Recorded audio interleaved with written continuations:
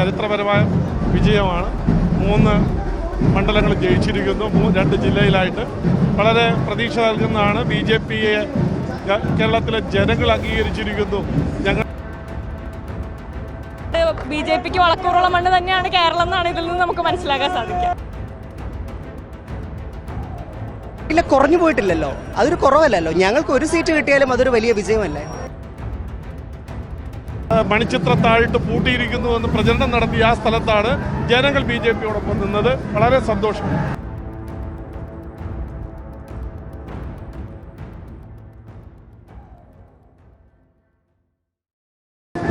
നമസ്കാരം. നേമവും ചാത്തന്നൂരും മാത്രമല്ല, ഒടുവിൽ കഴക്കൂട്ടത്തും BJP താമര വിരിച്ചിരിക്കുകയാണ്. വിജയാഘോഷ പരിപാടികളാണ് നിലവിലിപ്പോൾ മാരാർജി ഭവനിൽ നടക്കുന്നത്. ഇവിടെ വലിയ LED വാൾഡ് ഉൾപ്പെടെ സജ്ജീകരിച്ചിട്ടുണ്ട്. പുറത്ത് വലിയ രീതിയിലുള്ള ആഘോഷ പ്രകടനമാണ് നടക്കുന്നത്. സംസ്ഥാന നേതാക്കൾ ഉൾപ്പെടെ നിലവിലിപ്പോൾ ഈ വിജയാഘോഷം നേരിൽ കാണാൻ വേണ്ടി എത്തിച്ചേർന്നിരിക്കുകയാണ്. അവരും ആ ഒരു വിജയത്തിൽ പങ്കാളികൾ ആയിരിക്കുകയാണ്. നമുക്ക് എന്താണോ അർഹതപ്പെട്ടത്, നമുക്കിനിയും വളരാനുള്ള സാഹചര്യം ഉണ്ട്. BJPക്ക് വളക്കൂറുള്ള മണ്ണ് തന്നെയാണ് കേരളം എന്നാണ് ഇതിൽ നിന്ന് നമുക്ക് മനസ്സിലാക്കാൻ സാധിക്കുക. അതിന് തെളിവാണ് തീർച്ചയായിട്ടും. ഓക്കെ, ഇതാണ് പ്രതികരണം.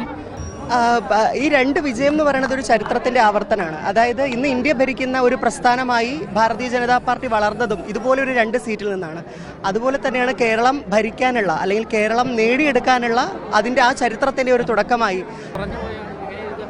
ഇല്ല, കുറഞ്ഞു പോയിട്ടില്ലല്ലോ. അതൊരു കുറവല്ലല്ലോ. ഞങ്ങൾക്ക് ഒരു സീറ്റ് കിട്ടിയാലും അതൊരു വലിയ വിജയമല്ലേ. അപ്പുറത്ത് പരാജയപ്പെട്ട് തുന്നമ്പാട് നിൽക്കുന്നവരില്ലേ.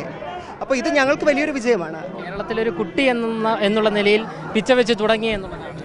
പിച്ചവെച്ച് തുടങ്ങലല്ല, കേരളത്തിന്റെ രാഷ്ട്രീയം ഭാരതീയ ജനതാ പാർട്ടി തീരുമാനിക്കുമെന്നുള്ളതാണ്. വളരെ വലിയ ആവേശത്തിലാണ് പാർട്ടി പ്രവർത്തകരും എല്ലാവരും തന്നെ. നേരത്തെ പറഞ്ഞതുപോലെ മാരാർജി ഭവനിലാണ് ഉള്ളത്. പ്രവർത്തകരെല്ലാവരും തന്നെ വിജയാഹ്ലാദ പ്രകടനത്തിലാണ് നിലവിലുള്ളത്. അല്പസമയത്തിന് മുൻപാണ് ഇവിടെ നിന്നും രാജീവ് ചന്ദ്രശേഖർ മടങ്ങിയത്. മാധ്യമങ്ങളോട് അപ്പോൾ പ്രതികരിക്കുകയും ചെയ്തിരുന്നു. BJPക്ക് വളക്കൂറുള്ള മണ്ണാണ് കേരളം എന്ന് തെളിയിക്കുകയാണ് വിജയത്തിലൂടെ. എന്തായാലും കേന്ദ്ര പദ്ധതികൾ ഉൾപ്പെടെയുള്ളവ കേരളത്തിൽ എന്തുമാത്രം നടപ്പിലാക്കും, അല്ലെങ്കിൽ ഈ മണ്ഡലത്തിൽ നടപ്പിലാക്കും എന്നുള്ളതെല്ലാം തന്നെ ഉയർന്നു വരുന്ന ചോദ്യങ്ങളാണ്. വളരെ വലിയ ആവേശത്തിലാണ്. നേരത്തെ പറഞ്ഞതുപോലെ ഒരു കുട്ടി പിച്ച വെച്ച് തുടങ്ങുന്നത് പോലെയാണ് സത്യത്തിൽ ഈ BJPക്ക് സീറ്റ് ലഭിച്ചത്. അതുകൊണ്ട് തന്നെ BJPയുടെ വളർച്ചയ്ക്ക് ഏറെ നിർണായകം തന്നെയാണ് ഈ സീറ്റുകളും എന്നുള്ളത്.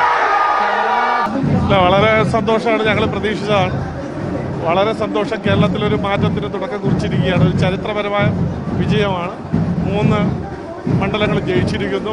2 ജില്ലയിലായിട്ട് വളരെ പ്രതീക്ഷ നൽകുന്നതാണ്. BJPയെ കേരളത്തിലെ ജനങ്ങൾ അംഗീകരിച്ചിരിക്കുന്നു.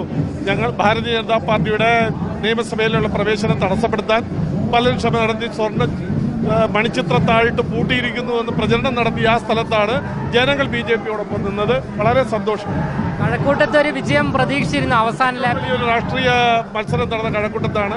ഇഞ്ചോടിഞ്ച് മത്സരിച്ച് രാഷ്ട്രീയമായൊരു വിജയമാണ് അവിടെ നേടിയിട്ടുള്ളത്. എന്തായാലും കഴക്കൂട്ടത്ത് ഇഞ്ചോടിഞ്ച് പോരാട്ടം തന്നെയായിരുന്നു. കഴക്കൂട്ടത്ത് നേരത്തെ പറഞ്ഞതുപോലെ ത്രികോണപ്പോര് കടുത്ത ഒരു മണ്ഡലമായിരുന്നു കഴക്കൂട്ടത്തെ. BJP അവിടെ വിശേഷിപ്പിച്ചിരുന്നത് A ക്ലാസ് മണ്ഡലം, BJPയുടെ A ക്ലാസ് മണ്ഡലമായിരുന്നു കഴക്കൂട്ടത്ത് കപ്പിനും ചുണ്ടിലും ഇടയിലായിരുന്നു ആ ഒരു വിജയം എന്ന് പറയുന്നത്. ഒടുവിൽ BJPക്ക് കഴക്കൂട്ടത്ത് താമര വിരിയിക്കാൻ സാധിച്ചിരിക്കുന്നു. അതുകൊണ്ട് തന്നെ കേരളത്തിൽ 3 സീറ്റ് BJPക്ക് നേടാൻ സാധിച്ചിരിക്കുന്നു. BJPയുടെ 3 MLAമാർ നിയമസഭയിലേക്ക് എത്തുന്നു.